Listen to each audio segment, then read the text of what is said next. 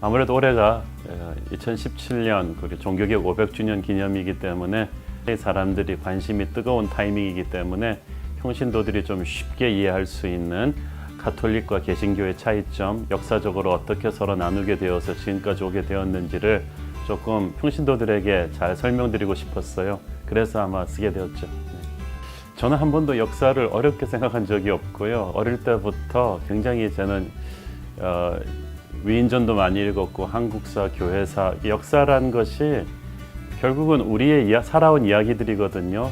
조선 왕조 사람이나 또 로마 시대 사람이나 인간이라면 공통적으로 공유하는 것들이 있고 또 이전 것들을 공부하면서 또한 우리는 앞으로 미래로 가는 길을 볼 수 있는 또 코드들이 또 역사 속에 담겨 있기 때문에 저는 역사를 아는 것이야말로 가장 비전을 잘 설계할 수 있는 길이 아닐까 그렇게 생각합니다.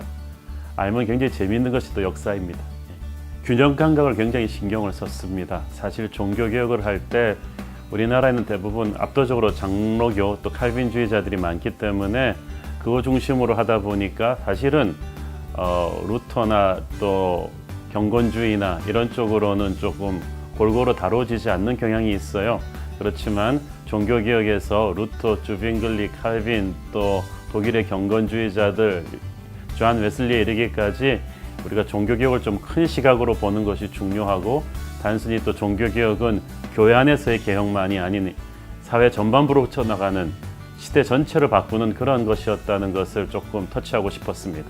역시 존 칼빈이죠. 저는 또 특히 웨스트민스터 장로교에서 신학을 하다 보니까 칼빈의 그 신학의 그 치밀함, 방대함에 대해서 많은 도전을 받았고 철저하게 하나님 중심의 하나님의 절대 주권을 중심으로 한 그의 신학에도 매료되었지만 무엇보다도 그 55세라는 짧은 생애를 살면서 또 이 종교개혁을 교회 안에만 묶어두지 않고 제네바시 전체 사회, 정치, 경제, 교육 모든 분야에 걸쳐서 이 땅을 하나님의 나라로 바꾸어 가려는 그 몸부림, 칼빈이 던졌던 그 큰 시야를 저는 굉장히 사랑합니다.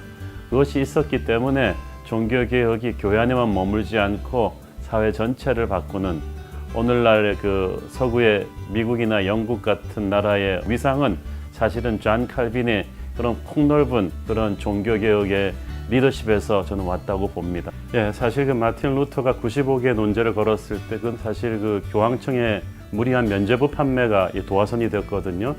그걸 공격하다 보니까 교황청이 하나님과 사람 사이에 서서 절대적인 중재자 역할을 하면서 자신이 그 하나님을 대신해서 인간의 죄를 사해 줄 수도 있고 교황청의 그 사면 대가로 면죄부도 바쳐야 되고 연옥에 있는 사람도 친척도 하늘나라로 보내줄 수 있고 이런 말도 안 되는 그것을 이제 마틴 루터가 짚었잖아요. 하나님과 사람 사이에 있을 수 있는 존재는 예수님밖에 없습니다. 그러므로 교회의 역할은 성도들이 말씀을 통해서 하나님과 직접 만나고 하나님과 직접 동행해 줄 수 있도록 하는 코치 역할을 하는 것입니다. 교황청을 통하지 않고는 아무것도 할 수 없다는, 그래서 기도도 교황청을 통해서 해라, 죄고백도 교황청을 통해서 해라, 죄사함도 교황이 베푸는 것이다. 나는 절대 권력을 교황이 주려고 하고 또 세속의 권력자까지도 교황청이 다 좌지우지하려고 하는, 그러니까 이 정부와 교회가 지나치게 접촉했을 때는 같이 타락하는 거거든요. 그것은 오늘날도 교회는 교회여야 한다. 그리고 우리는 다 하나님의 앞에서 다 왕같은 제사장들이기 때문에 우리 모두가 하나님 앞에 공평하게 가는 것이다. 목사도 우리 평신도들도 다 하나님 앞에서 공평하다. 다만 역할이 다를 뿐이다. 그런 것들을 우리에게 지금 여러 가지로 시사해 준다고 생각합니다. 교회가 무엇인지, 우리와 하나님과의 구원의 관계가 어떤 것인지에 대해서 루터는 어떻게 보면은 종교개혁 전체를 끌고 가는 신호탄을 터뜨린 셈이죠. 중요한 거는 교회가 사회에 끼치는 영향력을 너무 힘으로 생각해서는 안 된다는 거죠. 기독교인이 시장이 되고 대통령이 되고 그리고 크리스천 어젠다를 갖다 크게 앞에다 붙이고 그것이 중요한 것이 아니고 사회에 끼치는 영향력은 힘이 아니라 섬김이라고 생각을 합니다.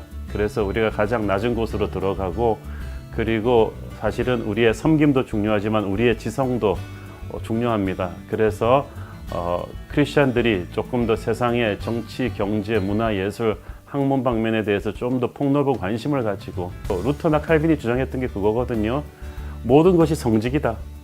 이들이 들어가서 구두 하나만 잘 닦아도 그것이 성직이다. 정직하게 장사만 해도 그것이 하나님께 예배하는 것이다. 라는 그런 작은 것부터 우리가 교회 안으로 자꾸 도피해 들어오려고 하지 말고 자기가 맡은 동네 반성회에서 반장을 한다 할지라도 그것을 정직하고 깨끗하게 하면 우리는 이미 이 시대의 종교개혁자들입니다. 이 종교개혁의 스피릿을 그렇게 거대한 데서부터 시작하지 말고 자기가 속해 있는 작은 세밀한 분야에서부터 성실하게 실천해 나간다면 우리는 바로 종교개혁자 그 믿음의 선조들의 유지를 잘 계승하는 거라고 저는 생각합니다. 저는 아까도 말씀드렸듯이 책 마지막 부분에서 제가 강조했던 게 두 가지입니다. 균형과 사랑. 우리가 그 균형 감각을 가지고 내 것만 옳다고 말해서는 안 되거든요. 제가 칼빈을 존경하고 사랑합니다만은 칼빈 혼자만을 가지고 종교개혁을 완성할 수는 없었어요.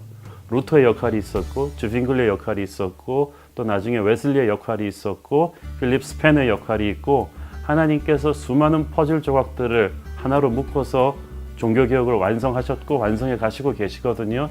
그런 의미에서 개신교 교파가 많이 나뉘고 그러는 것을 부정적으로만 볼 필요는 없습니다. 다만 우리가 교파가 다르고 교단이 달라도 서로 존중해 주는 거예요. 그래서 내가 할 수 없는 것을 상대가 하고 있다. 그래서 연결되는 것이 사랑입니다. 사실은 주빙글리나 루터가 성만찬 문제로 날카롭게 대립했고 위필드와 웨슬리가 또 예정론과 성화론 문제로 날카롭게 신학적으로 대립했지만 천국 가면 그들은 우리가 왜 그런 걸로 서로 심하게 싸웠지 할 정도로 우리가 서로 사랑해야 한다는 것, 그것을 깨닫고 저는 이 종교개혁을 우리 시대에 완성하는 것이라고 한다면 교단끼리, 교파끼리, 교회끼리, 목사끼리 서로 사랑하고 격려하면서 한 형제가 되어서 지상명령을 실천하는 것, 그것이야말로 종교개혁자들이 500년 전에 완성하지 못한 것을 완성하는 이 시대의 개혁의 정신이 아닐까 저는 생각합니다.